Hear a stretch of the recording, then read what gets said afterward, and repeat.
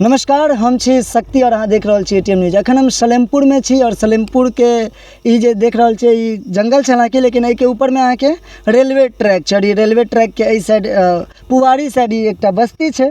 ई बस्ती के समस्या अहाँ देख सकै छियै जे ई जेना देख रहल छै ने कीचड़, तेना ई पूरा कीचड़े रहै छै। सबसे मुख्य समस्या अगर कहियो तऽ एतुका मुख्य समस्या छै अहाँके रास्ता के, जे अगर रास्ता नहीं रहतै तो फिर बस्ती के लोग बाहर केना निकलथिन। आवश्यकता पड़ला पर बाहर निकलए पड़े छै और ई पूरा रास्ते के समस्या छै। अतः अखन तक सरकारी रास्ता तो कोनो एलै नहीं, निजी रास्ता अपन जमीन दऽ कऽ हल्का बनेनो छथिन, लेकिन बरसात के समय में वो पूरा कीचड़ बन जाइ छै। जी की कहबै चाचा जी, एतऽ मतलब कोनो मुखिया जी या फिर किनको द्वारा नहीं, कोनो मुखिया जी सब रेलवे के रास्ता कह कऽ सब अथी भऽ जाइ छै। काम चलाउओ बनबऽ के कोई प्रयास नहीं कला है।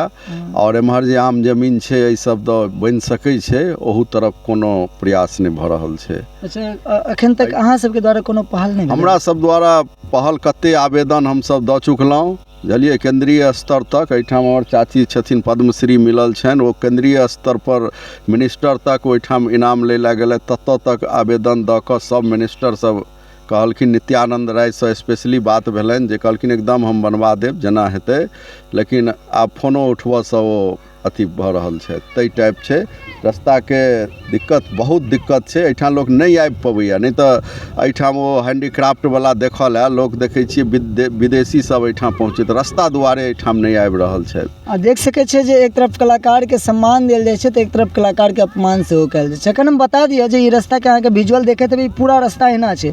अतः अगर सही बात छै जे अगर एहि रास्ता के सही बना देल जाय तऽ ई किनको निजी नहीं होइ छै, ई एकटा सार्वजनिक भेलै रास्ता। के दूरी सलेमपुर हॉल्ट से 100-150 मीटर के दूरी पर छै। बस एतबे पहुँचनाइ मेन रोड तक हमरा सबके लेल बहुत परेशानी के कारण है। बरसात में तो निकलनाइ मुश्किल भऽ जाइए। अतः बगल में सलेमपुर हॉल्ट छै और यहाँ के सार्वजनिक जगह छै। कम से कम पर हम चाहब जे अगर हमार वीडियो देख रहल छी तऽ अहाँ सब मानवता के नाते वीडियो के अवश्य शेयर करू, कारण जे वीडियो के माध्यम से अगर कोनो प्रशासन तक या कोनो पदाधिकारी तक अगर बात जेतन तो जरूर एहि पर पहल करता।